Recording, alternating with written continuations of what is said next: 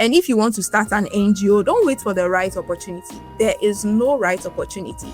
I am not a billionaire right now. I still struggle. I won't lie to you. I have my own struggles. The fact that I own an NGO doesn't mean I have life figured out. I always sit in a car when I'm going like a public transport. I used to see these children, 3 years, 4 years. I see them hawking on the street. I was just moved. I just didn't understand why children had to go through these very harsh conditions. This is not about fame. This is not about owning, boasting that I did this, I did that. This is about focusing on the impact, So we can all just come together, and just help people. And if we can collaborate with more than 2 of them, I think we can reach more than hundreds of people, because even in the school I wanted to do my project.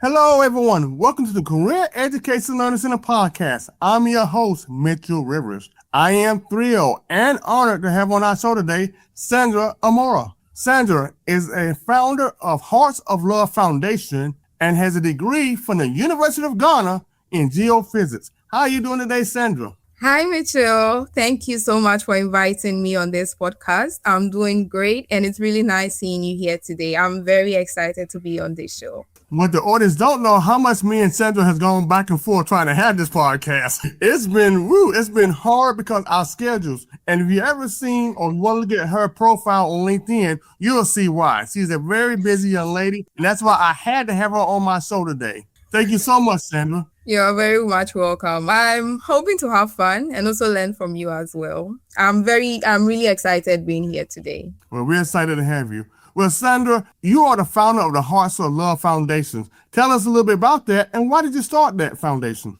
Okay. So Hearts of Love Foundation, it's an NGO that's owned by me. That makes me the founder. Yes. It was founded in 2022 by me and a couple of friends. And I started Hearts of Love Foundation because I was very passionate about child advocacy, and I'm very much passionate about helping children and women, but my NGO is more focused on children right now. And we are looking forward to add the women aspects to it as time goes on. So it's about children on the street. I started it because I realized when I started my national service, if you are used to the Ghanaian education service, there's something called a national service. I always sit in a car when I'm going like a public transport. I used to see these children, 3 years, 4 years.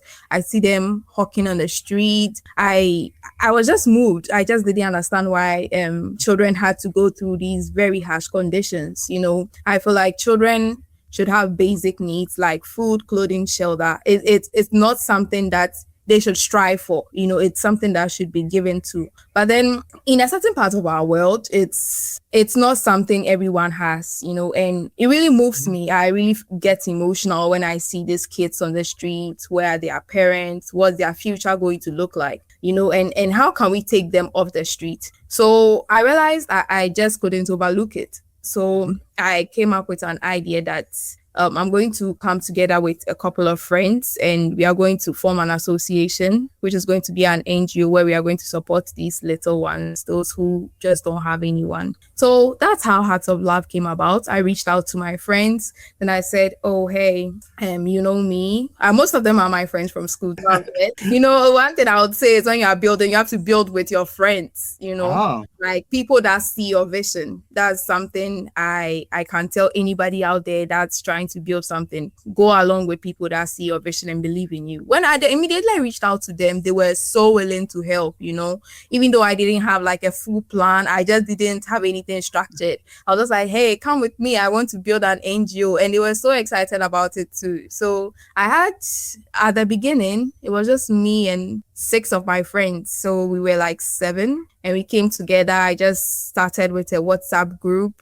Then I'm like, so this is the plan. We want to help street children. And I don't know how we are going to go about everything. I promise you everything will come together very soon. But trust me that I know what I am doing. And we are going to start our first project. It was, when I started, I think it was in November. I was like, this December, we are going to have a project. Everyone is like, hey, how can you start something and in a month want to undertake a project? Like, what funds do we have? How are we going to go about it? We need to put things in order. Having an NGO has to be structured. You need to have documentations, make sure it's legal to even seek for funds from people, and all that. But I was just like, this is just me. When I have an idea, I have to do it. I don't care what comes with it.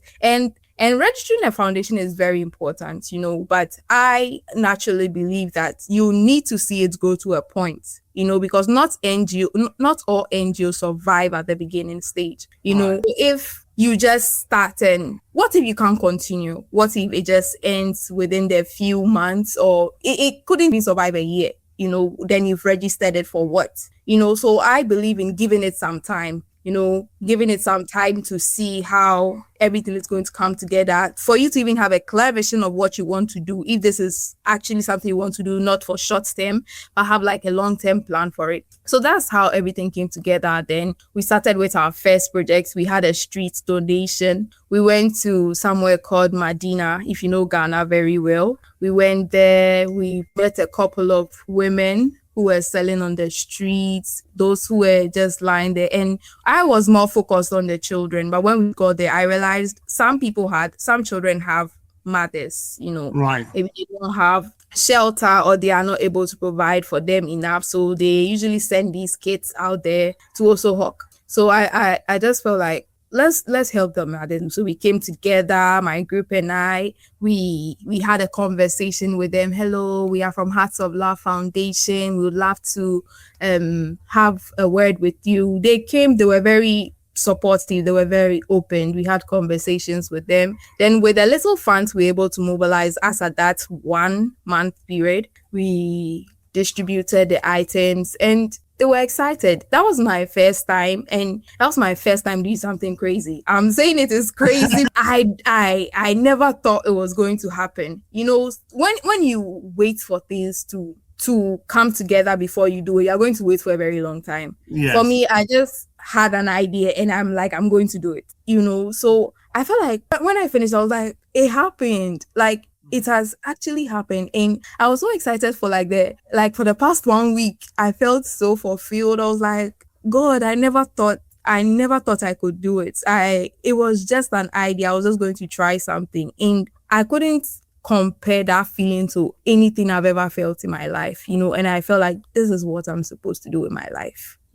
And I started getting more ideas. I started getting bigger things I wanted to do. I started engaging other stakeholders. I started pitching my NGO to other people. This is what I want to do. This is what I want to do. And gradually it started making sense. I started having a plan. I started getting people reaching out to me. I want to join your NGO. I'd like to volunteer for your NGO. Then I'm like, yeah. And so now it's 3 years. 3 years as in November 4th. Yes. 2025. My NGO is now 3 years and I'm so excited. I'm really happy I just did it, and we've had countless projects focusing on children, not only on street donations. We've had a couple of STEM education and other street projects as well. And we are hoping that within the next few years, let's say within the next 3 years, we can expand the scope and also get more funding on more opportunities for these children. So this is a bit about my NGO, how I started and what we are doing now. All right, that is fantastic. And one thing about that, Sandra, is that you did the thing you're supposed to do. Just go. Because as me, a professional procrastinator, I'm going to think it out and do it visionary. It doesn't get done, okay? Sometimes you got to have faith and walk, right? Like Abraham, God said, go. Where you go? I don't know. I don't know where we're going. Where we go? I don't know. You going here. and just have faith and go. And that's what you did. Do you see the difference? Did you know you're in the third year now? Did you see what you're doing now, third year when you first started? Did you think you'll come that far when you first started? No, not at all. And so, by you just being there and say, I'm going to do something to help my community and help these young people, that helps a lot. And so, what are you doing now even more? So, you're doing more with school with the kids, trying to get them to school, or do more with the mothers and the children? How much have you evolved now with your organization, and where do you want to go? Okay, to start with how we've evolved, I would say I'm more structured now. I don't do things on impulse. At first, I really didn't think about anything. Like when I have an idea, I'll do it. I'll just, but now I plan. And I've also learned to include people in my planning. You know, one thing about being a founder, I would always say, you are not the only one. You are not the only one in a group. You should learn to work with people. You know, when you have a plan, you need to discuss it with your members. Make sure you are all on the same level. If you are someone who finds it difficult to communicate your plan, some people feel, oh, it's my NGO, so everything is on me. If you do that, you are going to be burnt out, you know, and people are not going to see the vision you want them to see, and they won't be able to help. You know, there are times where you need something done immediately, and working with people takes time. It takes patience. It takes understanding. You need to factor all these things when you are planning, you know, and I've learned to understand people more when I started, because I had to coordinate so many things. I had to learn to bond with my people, even on a personal level, you know, making people feel they belong helps them bring out their very best. Making them feel seen makes them bring their thoughts and ideas. At first, I was thinking about how I wanted it to be, how the vision I had. But later I realized I work with a team, you know, and it's very important that I include them in everything I do. At first, I used to go and do something, then I'll come and tell them that, so I've gone to see this person and we'll be working on this project. And people felt left out. You don't communicate to us. We are just there, and you bring an idea and you want to do it. Then I realized I was making mistakes, you know. It's not about me. I realized it's not solely about me. I'm working with a team, and I have to discuss even before I go anywhere. Even if I have an idea, I should discuss with them before putting it to work. So from the evolving, I have learned to communicate. I have learned to plan with a team. I have learned to share my ideas and not feel independent. And yes, from the mistakes I made at the earlier point, I've been able to work closer. I've been able to learn from my mistakes. I've been able to learn from my mistakes. And I think when I'm planning, I see things from a broader perspective now. And I've also joined other NGOs, you know, and I'm seeing how they are doing their things. You know, like the more you expose yourself to other kinds of information,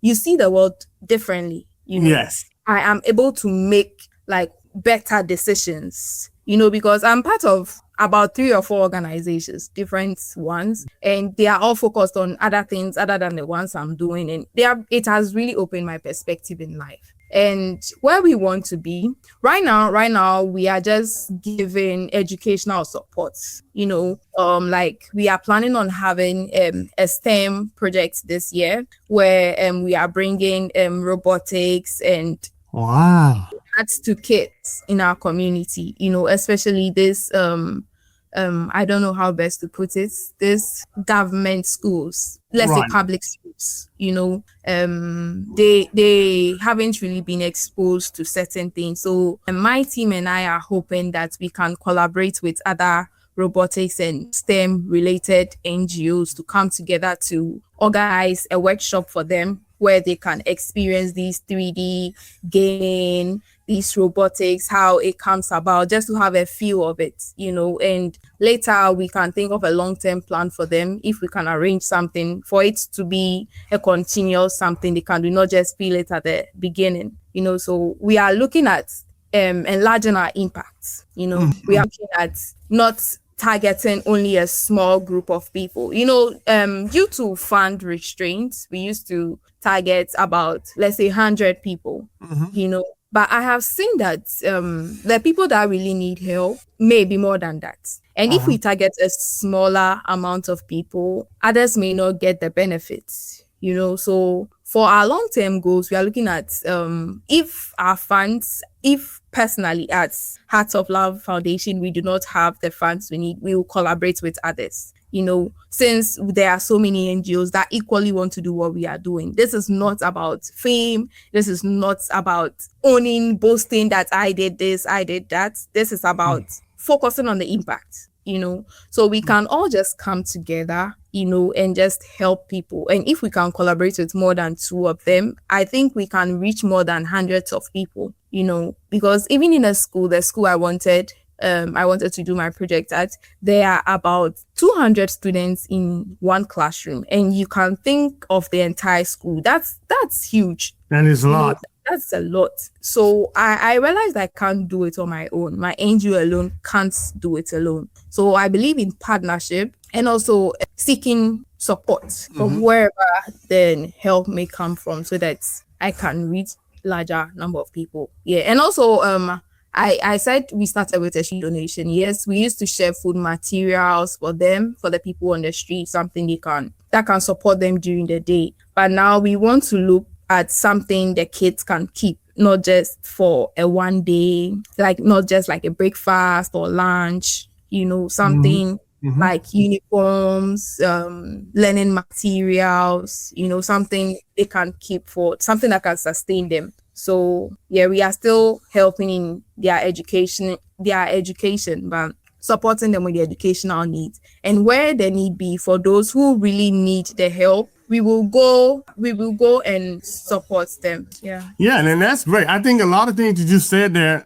talking about from an entrepreneurship standpoint, coming from a leadership standpoint, you went through a lot there, which is fantastic. And I was just thinking in my head, wow, it's amazing. You went through a lot that we talk about a lot as adults, which is leadership, learning that you have to delegate. When I became a manager, Sandra, that's one of the problems I had with delegating and letting other people help me. And those are things that you've learned too. Whenever you start any organization, whether it's an entrepreneurship, for-profit business or non-profit business, it takes time to learn leadership skills. And from talking to you, just talking to you, it takes time to learn the leadership skills. It took me 4 or 5 years. You learn less than 3. You learn those skills less than 3. I still have a lot to learn.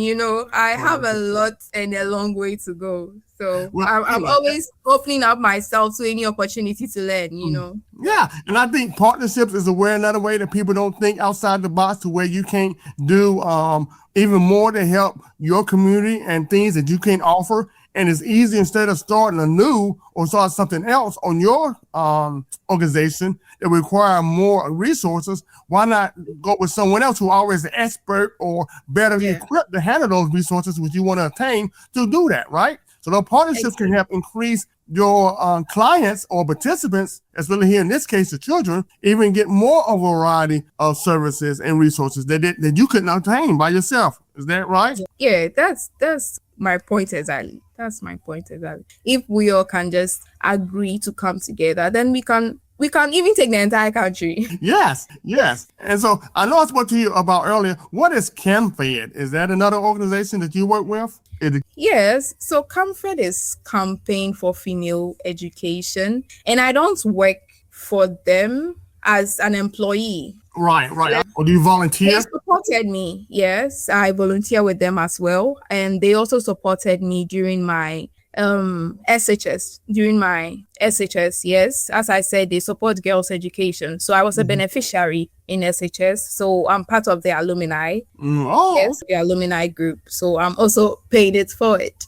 That's good. That's what you need to do. Good, And so I read on your profile also you went to the University of Ghana. Why did you choose the University of Ghana rather than either go overseas or any other university in Ghana? Well, University of Ghana is one of the best schools in Ghana. Others may argue. I would say argue with your phone or argue with your knowledge. University of Ghana is one of the best universities in Ghana. And yes, I would also say it's in my locality, and it's not so far from my home. And it gives me the space to learn and also bond with my family, so aside their, let me say, the qualifications and how good they are, University of Ghana has also produced a lot of vibrant leaders, so for me it was my dream university, like a place where I could learn. There are resources over there and they put you on opportunities as well. I also saw a lot of opportunities around me in that location. So I'll choose University of Ghana over any other. Overseas is good if the opportunity comes. Why not? We are all looking for opportunities to better ourselves. So if the opportunity comes, fine. For me, wherever the opportunity opens, as long as I'm open to learning, I'm open to experiencing something better, I'm just open to it. So anything works. Well, with you majoring in geophysics, is that how you got involved in the environment and sustainability? Was that part when you went to school? Did that help you get involved with that, or that just something that you just have a passion for the environment? So let's say my geophysics, it's something I encountered. I don't know how to, but so let's say I didn't know much about the course. I was just enrolled in the school and you'd have to choose a couple of courses. Right. About 3, if I'm right. Yes, for my time, I chose 3 courses in University of Ghana. And I was given geophysics as one of my courses. At the beginning, I was not really sure what it was.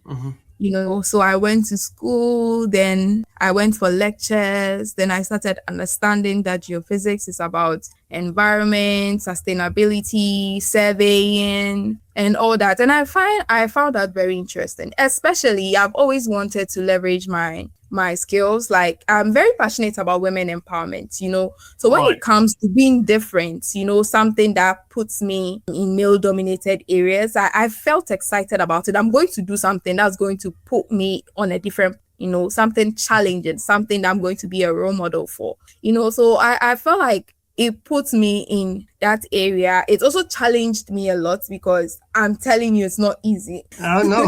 It don't sound easy. It does not sound easy. Yes, it takes a lot of dedication and hard work. But I've been able to complete, and I really had very good opportunities with my degree. I've had opportunities to work in the oil and gas, and it's been a very amazing experience. I won't lie to you. And yes, doing geophysics has opened me up to a lot of opportunities, and I've learned more about ESG, sustainability, the environment, and even my national service opened me up. There are a lot of career opportunities in geophysics and in other geology related courses. And yeah, I think geophysics really helped me. And sometimes you may not see the path, when you start something. Right. I really feel like life has a way of, I don't know the right words for this. That's okay. Well, life has a way of taking you connected. Yeah, connected. You go one way, you think you're going one way, but then you end up another way. And you say, well, I want to do this, but you end up another way. Everything has a way. How everything just ends up coming together and certain opportunities open whilst you are somewhere. That's one thing I can say about life. And I feel my geophysics, although it wasn't my initial plans, let's say there are people who want to be doctors and then they end up doing biological science. They have to go back and go and do medicine. You see, it was something like that. But then I started having a passion for the environment, and I saw how it was really linking me to my women empowerment.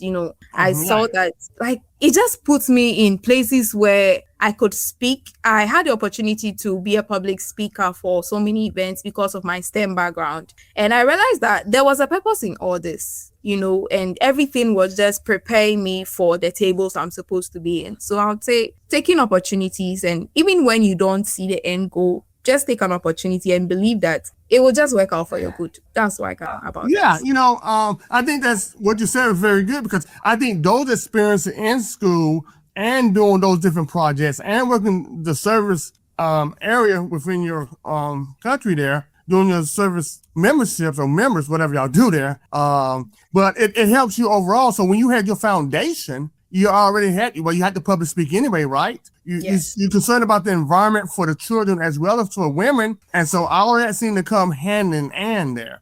And so I think what you're doing, like I said before, is that I'm so glad you came on our show today, because You're helping your community. You're using your education and your experiences thus far to improve things around you. Do you have any suggestions or advice for any young people that want to get involved, maybe in an NGO or doing something with their degree or something they can be passionate about? Okay, I would say that I would say there isn't much opportunities. There are opportunities everywhere, but sometimes we don't see them because we are fixated on how things should be, how we have decided in our minds how something should be. But if what you are looking for is not manifesting right now, just take opportunities, take what is available to you. Okay, and whilst you are doing it, other opportunities keep opening for you. You let's say you don't really like something. I remember one time I became a volunteer at a bookshop. I was just wondering, what will I be doing in a bookshop, and how does this relate to my career, But then I didn't have much and I didn't have much experiences either. So I decided to take that opportunity. I went there. That's how my love for children grew. Because children used to come there to do their homework. I used to teach them do this, how to write, how to read. And I realized I'm actually enjoying this, Then, the NGO staff, I realized so I like children and I want to help them. Everything just starts coming together, and so if I am to get money, I'll get books for the children because I now know they need books, they need pens, so the person just starts building from where you didn't think it would, and then when you move on to the next stage, that whatever, you learn something at every point in your life, even the smallest things, you learn something from there and you're able to apply it. So the more you are getting experiences, the more you are becoming better, the way you are thinking bigger, so me, I feel every experience has something to teach you. Don't undermine any opportunity that comes to you. If you stay at home, you are not going to find anything. You are just going to be the same way you were in the next 1 year. I would just say, if you are not getting what you wanted, give something a chance. You might meet people that will push you where you want to be. So just take opportunities, even when you are afraid to do stuff. I used to be shy. I used to be afraid of speaking in public. But then it was just continuous practice. I stopped running away from myself. I stopped running away from opportunities because I've had people tell me, you speak so well. They just don't know how I started. I was just shy. I was just timid. Any opportunity that came to me, I'm always like, oh, me, I can't do it. Why me? But then I was like, no, I can't keep being like this. I always admire certain people doing great things, like women like myself. What about them? Are they different? Do they have something I do not have? There are girls younger than me that are doing better. I realized if I don't change my mindset, who I want to become is not going to manifest. So it was just a change of mindset. And I also started looking at content about the people I want to be like. The more I watch those stuff, the more I feel empowered. The more I feel like they are just girls like me. They don't have superpowers. Yeah. So I feel like watching who you want to be, having friends that inspire you, and also accepting opportunities that come to you. There are days you won't see your talent. I'll say this because I realized other people knew me more than I knew myself. Someone sees me and be like, there's this opportunity. I think you can do it. You are good at speaking. Then I'm like, me? I was just a certain way. And someone called me once and told me that you should not be looking down on yourself. You look like a good fit for something, So you should just believe in yourself that you can do it. Sometimes who you will be, who you want to become, other people can see it more than you can see it yourself. I don't know if other people have experienced that, but I do experience that a lot. Someone sees me and be like, I think you will do well here. So you should be taking opportunities in this area. But then sometimes I don't see myself there and all that. Then the opportunity comes and I feel like I'll take this, whether I want it or I don't want it. And it just opens other doors for me. So first of all, I'll say take opportunities. Don't be lying down idle, waiting for certain opportunities to just come and knock on your door. The more you are outside, the more you are out there, the more you meet more people, the more you meet opportunities. So just be out there. And if you want to start an NGO, don't wait for the right opportunity. There is no right opportunity. I am not a billionaire right now. I still struggle. I won't lie to you. I have my own struggles. The fact that I own an NGO doesn't mean I have life figured out. I just help with the little I can. And I know I can't sleep on my passion. I know I can't sleep on helping people. I can't say, oh, I'm waiting to be 40 years. By then I would own this company. Then I'm going to use my money to support people. That's going to take lots of years. So I just started with the little I have. Yeah, and I think that's great. I think what you're doing and how you explain things, and everybody had, especially in the beginning, they say you got to try, then you be bad, then you get better, then you be excellent, right? But at least try. And so I think today's podcast, I can't wait to post this because you gave a lot of nuggets, gems, as they say, and a lot of good advice and suggestions for young people. And to put yourself out there and just do it. The old Nike saying, right? Just do it. And so I like to thank you so much for coming on the show today. You did a beautiful job. Thank you so much. And I enjoyed you so much today. Thank you so much, Mitchell. I really enjoyed this. And I also want to thank you for the opportunity to share my thoughts and ideas to the world. I wish everyone the very best. And I want anyone watching this to know that they are capable of anything they want to do with their life. Just be free, be open, and take opportunities.